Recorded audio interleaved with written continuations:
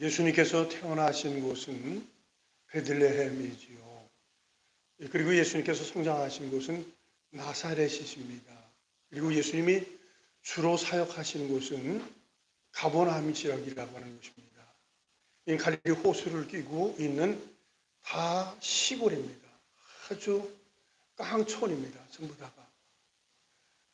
오래전에 성지순례 했을 때 가면서도 그런 전제는 있었습니다만 어떤 굉장한 무엇을 보는 것이 아니라 평범한 그곳에 우리 주님이 오셨다 하는 생각을 가지고 갔고 거기서 그런 것들을 본 거예요. 거룩하신 하나님께서 깡촌에 오셨다. 아주 시골에 오셔서 그 하나님의 나라를 알리셨다. 그것이 가슴을 찡하게 하는 거예요. 특별히 성지순례 했던 목사님들이 의미 있는 곳에 가서 예배를 드리곤 했어요. 저는 사실은 그때 40대 초반에 영광스러운 거지요. 일찍이 참여하면서 제가 예배 인도하는 순서는 공교롭게도 갈릴리 호수였습니다. 갈릴리 호수 선상 예배를 제가 인도하게 되었어요. 떠나기 전에 다 공부도 했고 예배 순서도 다 정하고 그랬지요. 됐습니다. 건드리지 마십시오. 자, 그런데 제가 이제 선상 예배를 드리게 된 거예요. 그래서 제가 찬송가를 갈릴리 호숫가에서 주님이 시몬에게 물으셨네 사랑하는 그 찬송을 복사해가지고 거기서 같이 불렀어요. 그러니까 선상에서 우리만 탄 건 아니거든요. 근데 거기서 예배드린다는 것은 유식하지 않은 일이지요. 그러나 우리가 예배드리기로 했고요. 그래서 배에 사람들이 많이 탔어요. 이 배 완전히 코너에 가서 조용조용히 피해주지 않고 예배드리자 하는 전제를 가지고 했었던 거예요. 그 배는 굉장히 컸었는데 아주 코너에 가서 이 예배를 드린 거예요. 조심스럽지만 사람들이 많이 안 찼기 때문에 그렇게 크게 신뢰가 되지 않는 생각을 해서 그 예배를 드린 겁니다. 그랬더니 갈릴리 호숫가에서 찬양을 하기 시작을 하니까 놀라운 것은 사람들이 모이는 거예요. 야, 진짜 감격적이더라고요. 사람들이 싹 모여가지고 물론 그 안에 성지순례를 하기 위해서 다른 곳에서 오셨던 분들도 계셨고요. 또 외국인들도 있었습니다. 그런데 그 코너에서 절대 크게 부르지 않았거든요. 근데 와서 같이 찬양을 부르고 했어요. 그 감격 잊을 수가 없습니다. 너무 감격적인 것. 그래 우리 주님께서 이 호수, 바다라고 불려진 호수예요. 여기 오셔서 배를 타고 다니면서 여기서 하나님의 말씀을 전하셨다. 이 가슴을 찡하게 했던 그런 사건이었습니다. 그래요. 다시 말씀드려서 갈릴리 호수를 중심으로 해서 예수님은 조용조용히 하나님의 나라를 알려주신 거예요.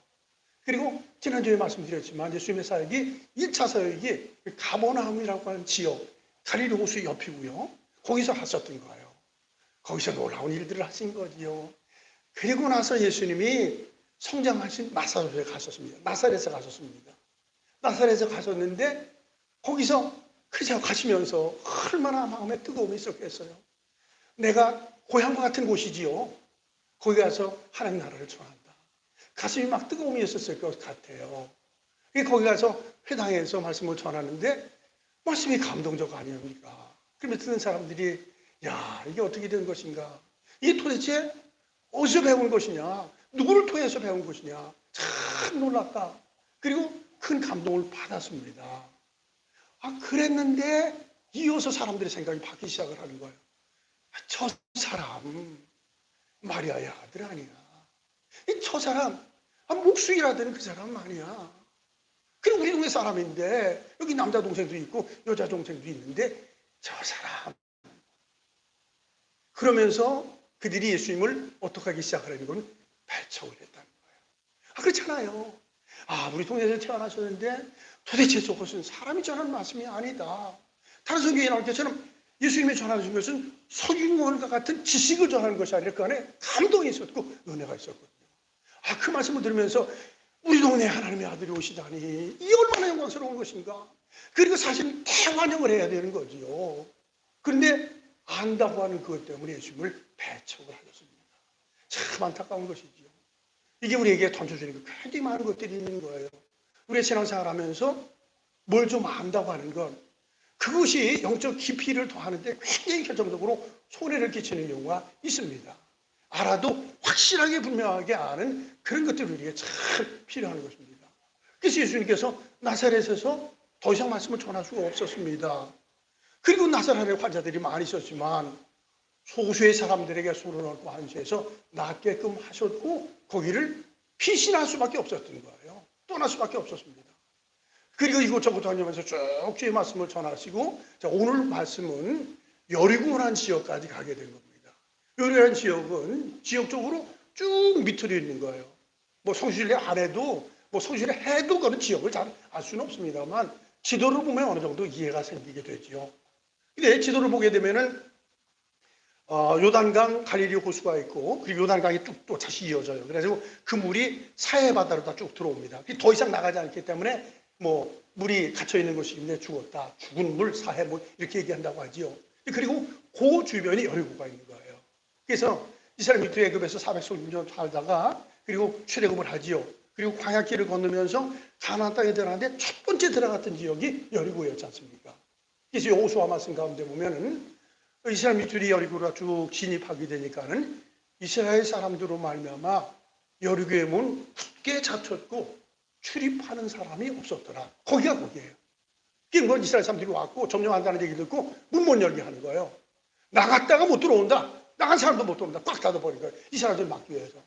그런데 그때 여호수아를 중심해서 그런 일들이 있죠. 그래 이것은 쳐부수는 것이 아니라 하나님의 은능력으로 하자 해가지고 하나님의 언약궤를 메는 제사장과 군인들이 뒤를 따라요. 그래서 하루에 한 번씩 여리고 성을 쭉 돕니다. 그게 큰 일이에요. 그래서 6번을 돌지요. 그리고 맨 마지막 7번 항상 완전이라는 것을 상징하는 거거든요. 이 7번째 되는 날에는 7번씩 돌았는데 놀라운 것은 그 성이 무너졌어요. 하나님의 능력이죠. 하나님의 능력으로 말하면 그 성이 무너지고 거기를 점령하는 놀라운 일이 있었던 것. 거기시 여리고예요. 그래서 여리고까지 가셔가지고 우리 주님이 복음을 전하신 것입니다. 그러나서 여기는 이제 얼마 있었는지 알 수 없어요. 그리고 떠나가는 과정 속에서 여리고에 있는 한 사람이 예수님을 대환영합니다. 그러니까 지난주에는 나사렛 사람들이 주님을 어떻게 했다고 그랬죠? 배척을 했다. 따라서 배척받는 그곳에서는 하나님의 역사가 이루어지지 않았어요. 그러나 환영하는 여기에서 역사가 일어납니다. 근데 이것이 오늘 똑같은 것입니다. 우리가 주님의 은혜에 대해서 배척을 하기 시작하면 주님의 역사는 예나 우리나 똑같은 거예요. 똑같이 주님의 역사가 일어납니다. 그러나 배척하는 자의 속에서 역사가 일어나지 않습니다. 박수의 원리를 제가 자주 말씀드리지 않습니까? 이 박수, 내려치는 박수 똑같은 것인데 이 응답을 어떻게 하냐 이거예요. 이 내려치는데 피해버리면 소리는 안 나는 겁니다. 이 배척을 한다고 그러거든. 피한다는 것을 뭐 얘기할까요? 어쨌든 이 배척은 아무리 능력이 있어도 배척이 되지 않아요. 그러나 그에 대해서 아멘, 할렐루야 하고 응답하면 여기서 역사가 일어나는 거예요. 이게 똑같은 것입니다. 제가 종종 말씀드리지 않습니까? 저는 뭐 대부흥사가 아니고 부흥사도 아니고 해서 어디 가서 말씀을 그렇게 많이 전하지 못하는데 우리 교회에서 말씀을 전하는 게 얼마나 감사한지 몰라요. 너무너무 감사합니다. 이건 나사렛 사람이 아니라 완전 여리고 사람들이야. 주님을 배척하는 것이 아니라 늘상 환영하면서 말씀을 받는 것 얼마나 감사한지 이루 말할 수 없습니다. 어쨌든 일평을 살면서 여러분들의 자세가 나사렛적인 삶이 아니라 여리고적인 그런 삶이 있기를 축원합니다. 이게는 배척하는 것이 아니라 환영하면서 하나님의 은혜를 받기를 바랍니다. 이건 이렇게 논리적으로 될 수 있을 것 같아요. 예수님을 배척하면 은혜 없고 예수님을 환영하면 은혜를 받는다. 다시 말씀드리면 예수님을 환영하면 축복을 받는 것이고 예수님을 배척하면 무엇을 받는다고 얘기될까요? 예수님을 환영하면 축복을 받아요. 그래 예수님을 배척하면 말하기 쉽지 않죠. 그래 저주를 받는 거예요.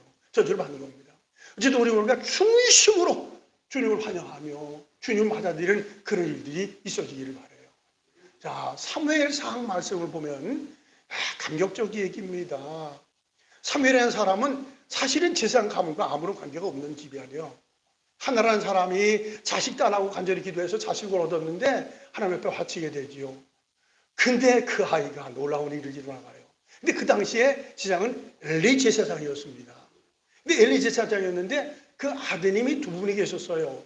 홈리하고 비느하스라는 사람이었습니다. 근데 성경에서 그런 얘기를 해요. 제사장의 아들이 홈리와 비느하스인데 그들을 가져서 여호와를 알지 아니하였더라. 하하하. 하나님을 알지 못했다는 거예요. 그러면서 그 삶은 엉망진창의 삶을 살아가는 거예요. 이건 제사 자체를 멸시할 뿐만 아니라 삶의 여정이 엉망진창을 해요. 그리고 그 집에 엘리가 손주를 낳았어요. 손주를 하면서 세상에 불안이 터지고, 그리고 어쨌든 이름 중에 가장 안 좋은 이름이 거기서 있었던 거예요. 손주의 이름을 이가봇이라는 이름을 줬습니다. 그럼 하나님의 영광이 이 집에서 떠나갔다는 거예요. 아, 그래요. 하나님을 멸시하고 하나님을 알지 못하고 하나님을 배척하니 하나님의 영광이 떠납니다. 그러나 사무엘이라는 사람은 한갓 처음으로 뭐 아무 대단한 게 아니에요. 근데 하나님을 봐주시면서 그가 했던 얘기는 명언 중에 최고의 명언입니다. 여호와여 말씀하옵소서 주의 종이 듣겠나이다. 그러면 따라합시다. 여호와여 말씀하옵소서 주의 종이 듣겠나이다. 이것이 그 삶을 바꾸는 거예요. 그래서 단에서부터 브에사바와 같이 사무엘을 여호와의 사람으로 인정했다. 그런 말씀이 있습니다.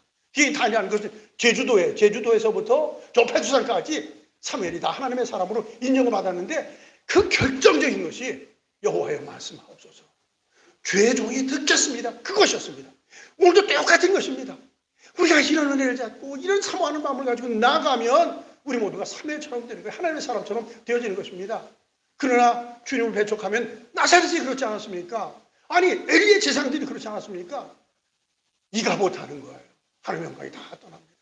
이 영적 원리는 똑같은 거예요. 구약이나 과거나 지금이나 똑같은 일들이 벌어지고 있는 것입니다.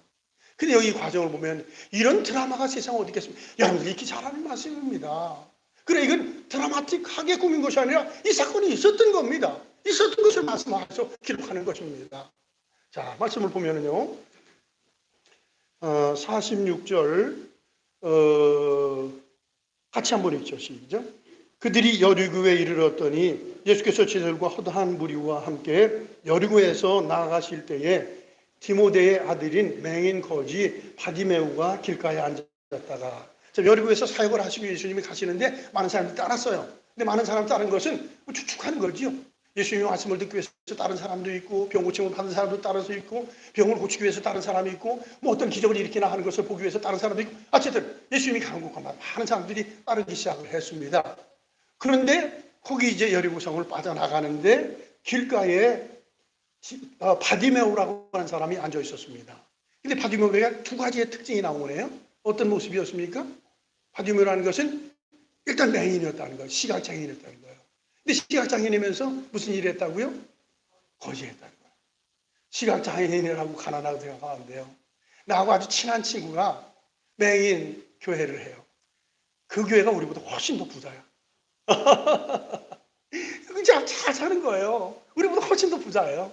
어쨌든 11조 생활을 철저하게 하고 모임에 끝내주고 어쨌든 얼마나 열심히 하는지 몰라요. 이 홈페이지도 있는지 모르겠습니다만 어쨌든 그렇게 열정적으로 하는데 어쨌든 이 당시에는 맹인이 더욱이 이건 사람이 돌고 못 보는 게 문제가 아니야. 이 당시에는 맹인을 갖다가 어떻게 묘사하면 저 사람이 하나님의 저주를 받았다는 거예요. 요한복음 9장의 사건을 알지 않습니까? 이 사람이 맹인이 된 것은 이 사람 부모 때문에 그런 것입니까? 이 사람 때문에 그런 것입니까?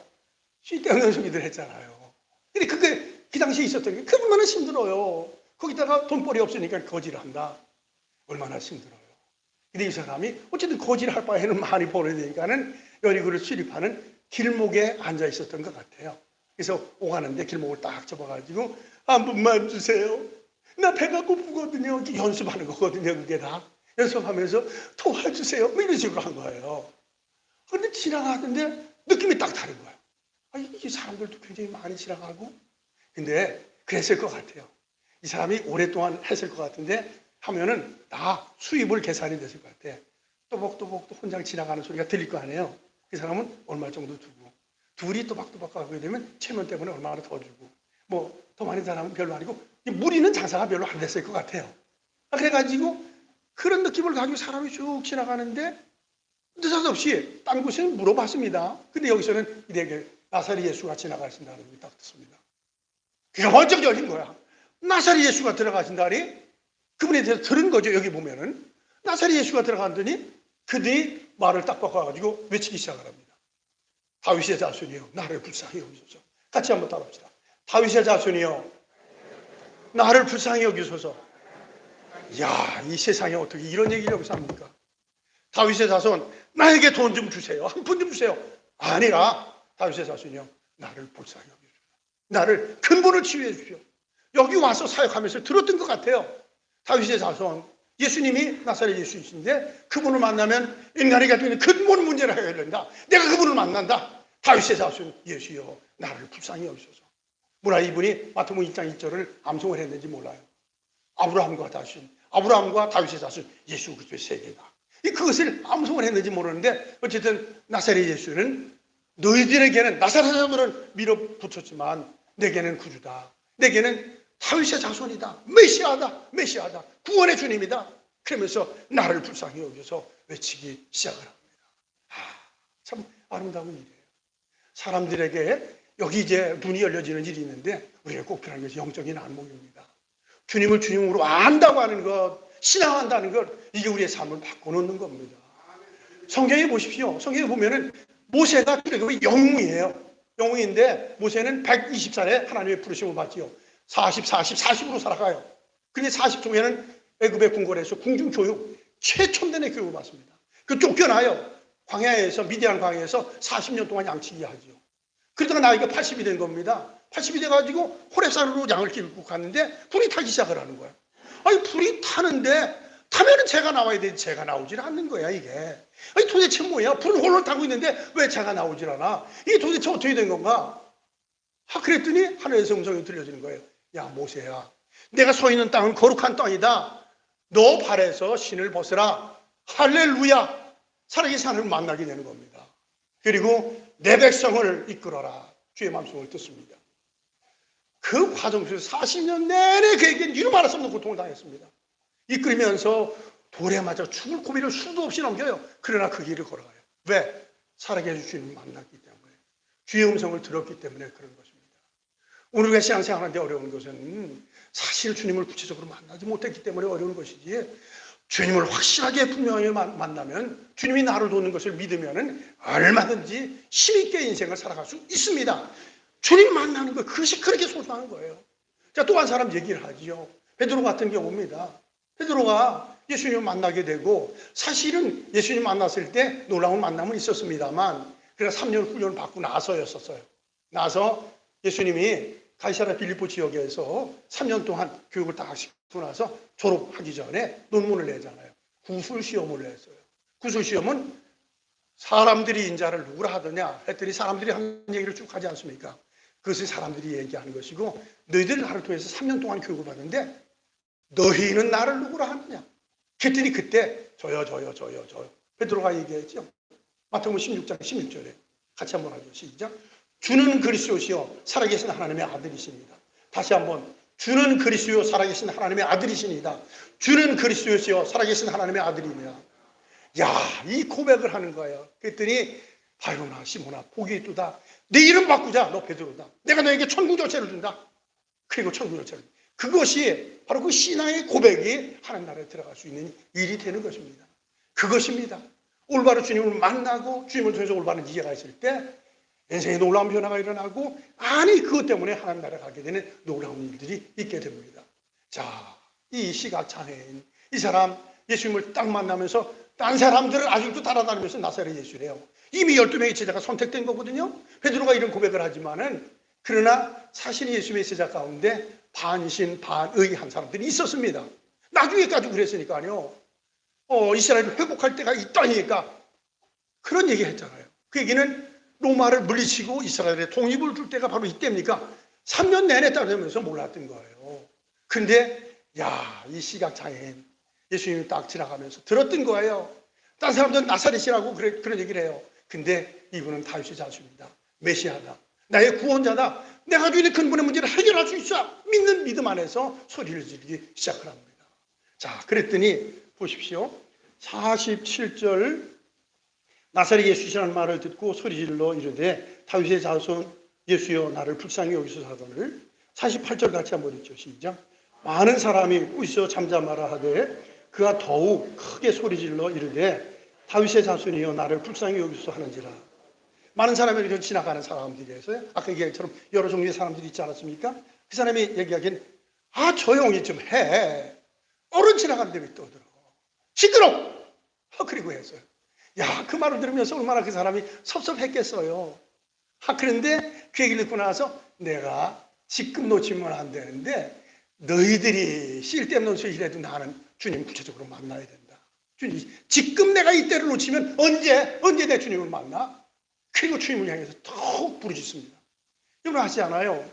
그리스의 신화 가운데 기회의 신이라는 것이 카이로스 여신이라는 사람이 있다고요. 시간을 얘기할 때 카이로스, 크로노스 뭐 그런 식으로 얘기하잖아요. 크로노스라는 것이 지나가는 시간을 얘기하는 것이고 카이로스라는 것은 때를 얘기하는 거예요. 근데 그 여신이 카이로스 여신이에요. 이 기회에 찬스의 때가 있다는 거죠. 근데 찬스의 때가 있는데 찬스의 여신, 그 여신에게는 생긴 모습이 있는데 예쁜 모습을 갖는데 머리는 앞머리가 있어요. 앞머리를 예쁘게 내는데 뒷머리는 대머리야. 머리가 없는 거야. 이해 갖다 주는 거지. 큰 의미가 있는 거거든요. 기회라고 하는 것, 찬스를 잡는다고 하는 것, 카이로스라고 하는 것은 올 때 딱 잡고 내 거 해야 되는 것이지 지나간 다음에 잡으려고 해봐야 대머리를 잡을 것이 없다는 얘기예요. 참 지혜로운 얘기라고 생각합니다. 하나님의 은혜를 받을 때는 때가 있는 거예요. 때가 있는 거예요. 이 사탄이라는 놈은 지나가서 아이고 내가 잡을 걸 쓸데없는 소리 지나가 버렸는데 카이로스 놓쳐버린 거예요. 다시 말씀드리면 앞에는 머리가 있지만 잡을 것이 있어요. 지나가면은 잡을 것이 뒤에 대머리이기 때문에 잡을 것이 없다는 얘기예요. 그래요. 첫 번째 부르짖으니까는 사람들이 소용하라고 나를 피지요. 웃기는 말하지 마라. 더욱 간절히 소리 지르면서 다윗의 자손이시여 나를 불쌍히 여기소. 크게 소리 지릅니다. 이게 비판적인 얘기가 돼서 조금 미안합니다만 지난주 수요일 날 저녁 예배가 우리 교회가 생기고 나서 아마 가장 적게 예배가 드렸던 것 같아요. 그날 눈이 많이 왔잖아요. 은혜 와가지고 뭐 몇 분들을 모시고서 예배를 드렸어요. 예배를 드리고 나서 그런 생각을 했습니다. 어떤 사람이 뭐 학교 다니면서 6년 개근했다고 얘기하는 사람도 있고 과거에는 그랬어요. 사실은 저도 사실은 12년 그 중고등학교를 쭉 지나가면서 초등학교 2학년 때에 6년 개근을 못한 것은 그때 홍역을 알았어요. 그때 기억을 해요. 막 몸에 열이 나가지고 견딜 수가 없는데 우리 어머니가 찬물 가지고 머리에다가 이마에다가 대고 열 빼야 된다고 그거 했던 것을 지금도 머리가 좋아서 아니라 그 기억을 해요. 그래서 홍역 때문에 16년 개근을 하지 못했습니다. 못했어요. 그리고 그때부터 교회를 다니면서 교회를 다닐 때 그 추억이 나더라고요. 눈이 팍 오면은 눈을 팍팍 밟고 다니는 거지. 그때는 왜 그렇게 눈이 많이 안 오는지 몰라. 그래서 눈 밟고 교회를 가는 게 너무나 좋은 추억이야. 그 묘한 것은 성탄절 때마다 눈이 와서 거의 그거 참 얼마나 좋은 추억인지 몰라요. 눈이 참 더운데 눈을 톡톡 깔고 교회를 간다는 게 얼마나 좋은 추억인지 몰라요. 자, 그런데 어쨌든 지난주 수요일 날 눈이 왔지 않습니까? 그래서 몇 분 몰려가지고 썰렁하게 예배를 드렸어요. 근데 은혜는 또 있더라고요, 그 단데. 근데 그날따라 우리 교회에 나왔던 분이 한 분이 교회에 와서 예배를 드렸어요. 그리고 들어가서 가가지고 인사하는 거 내가 알지요. 오늘 목사님 교회 가지고 내가 얼마나 큰 은혜인지 모릅니다. 그래서 내가 하나님의 은혜에 푹 빠져 살면 교회가 다 끌어줄 줄로 내가 믿고 왔습니다. 결정적인 은혜를 내가 받았습니다. 이건 못 나오셔도 뭐 방송으로 든 사람이 6분이니까 더 이상 알 수는 없지만은 자, 그간 뭐 그런 얘기를 했어요. 그러면서 그분이 나에게 그런 얘기를 해요. 목사님, 외람되지만 나 목사님한테 한마디 해도 됩니까? 그래서 무슨 말이고 다 줬어? 하시오 그랬더니 목사님 통성 기도를 하는데 통성 기도 몇 명 안 모였는데 뜨겁게 기도하대요. 근데 목사님은 왜 기도 한번 해보세요. 손 들고 기도해보세요. 전화 영상통화도 하는 거 아니거든요. 손 들고 한번 기도해보세요. 그러더라고요. 그래서 내가 이제 전화하면서 그랬죠. 그랬더니 목사님이 기도할 때 손이 이렇게 됩니다. 여러분들 내가 기도할 때 눈 뜨고 보지 마세요. 그분은 아주 특이한 게 있어요. 기도할 때 주여 하는데 이렇게 기도하더라는 거예요. 이렇게 기도하지 마십시오. 이렇게 기도하세요. 이렇게. 손을 딱 잡고 기도하지 왜 이렇게 기도합니까? 같은 기도라도 전혀 다른 겁니다. 이렇게 하는 것과 이렇게 하는 것은 확 다릅니다. 그 얘기하더라고요. 내가 그거 중심으로 알죠. 할렐루야. 내가 그거 내가 그거 접수한다. 내가 접수한다 그랬어요. 이 얘는 무슨 얘기하면은 같은 기도라도 그러면서 그런 얘기를 하는 거예요. 몇 분이 아는 게 그렇지만 주여 주여를 외치는 것을 앞에서 목사님 소리 지르는데 뒤에서 꽉 외쳐주면 꽉 힘이 생기지 않습니까? 그래서 내가 아니 요번엔 그랬고 중간에 나보다 더 큰 사람이 있었는데 그분이 오늘 못 왔어. 내가 그 얘기도 했는데 어쨌든 그래요. 같은 값이면은 이거보다는 뭐 이게 대단한 얘기는 아니지만은 이거보다는 이게 세잖아요. 간절하게 기도하는 것, 이 부르짖는 간절한 기도가 있어야 되는 것입니다.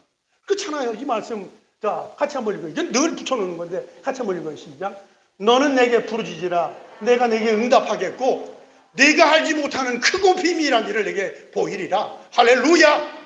간절성이 있어야 됩니다. 적극성이 있어야 됩니다. 우리 왜 살고 있는 시대가 이게 지금 같이 나도 무너져 있는 것이고 그래요. 다 이게 심각하게 무너지고 있습니다. 오늘 1부 예배 기도도 가슴을 찡하게 하고 2부 예배 기도도 가슴을 찡하게 하네요. 진짜 우리가 살고 있는 이 시대는 코로나보다 무서운 것이 마음의 질병이에요. 심각한 때입니다. 교회 얘기를 자꾸 해서 미안해요. 내가 우리 성도들과 늘 교회 얘기하지요 뭐. 근데 내가 그런 뻥을 치지요. 우리 교회는 헌신예배 수요일을 드려도 뀌떡 없어. 이 얘기는 헌신예배 목사가 드리는데 강사 조정하고 사람 적으면 그처럼 괴로운 게 없는 거거든요. 늘 나와 주었으니까 얼마나 고마워요. 그런 얘기를 했는데 이제는 그런 명함 낼 수도 없게 된 세대예요. 이게 우리 교회뿐만 아니라 한국교회 세계가 이렇게 올라가고 있습니다. 이게 마치 한 현상입니다. 그러나 분명한 것은 그거예요. 정신을 바짝 차리고 적극적으로 나가야 영혼이 살게 되고 믿음의 역사를 이루어가는 것입니다. 보십시오. 배척하는 데는 끝난 거예요. 배척하는 데는 끝내요. 근데 환영하는 데서 역사가 일어나기 시작을 해요. 조용히 해, 조용히 해. 왜 조용히 해? 내가 지금 놓치면 카이로스 여신 뒤에 내가 머리털 없는 걸 하는데 끝나는데 그리고 막 소리 지르기 시작을 합니다. 자, 보십시오.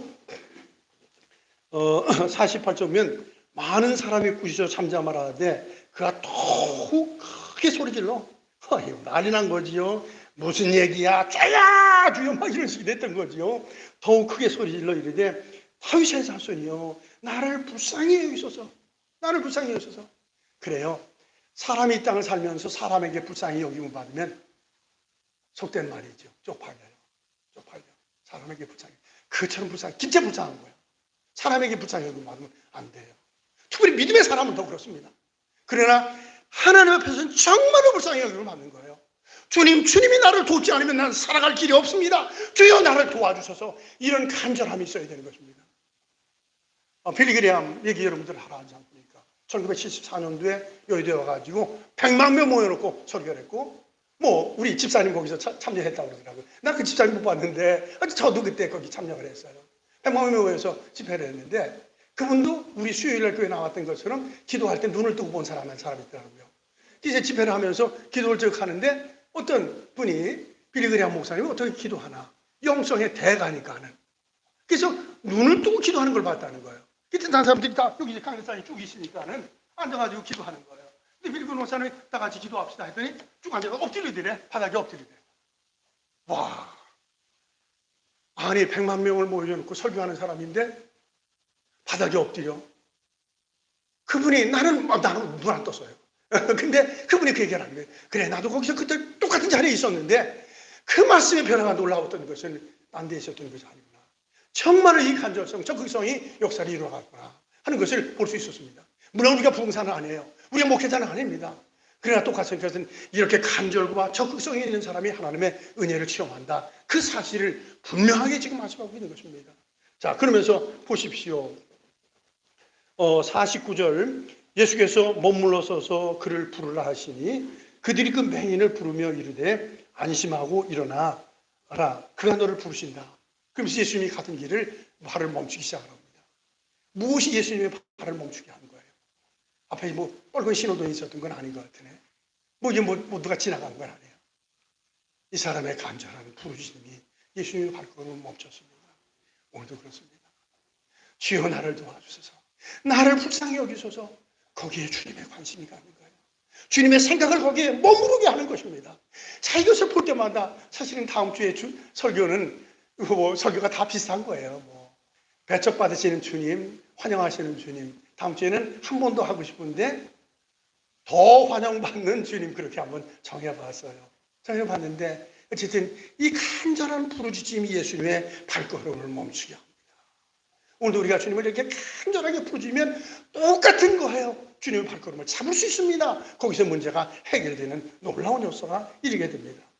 50절, 맹인이 겉옷을 내어버리고 뛰어 일어나 예수께 나오거늘. 자, 50절의 행동을 보십시오.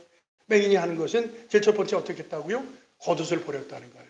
이게 고급 두마리, 저 설날까지만 입을게요. 자, 이 이상의 고급 두루마리가 있는 거예요. 이 사람들에게서는 이 두루마리는 거지 장사하면서 아마 깔고 있는 것도 했을 거예요.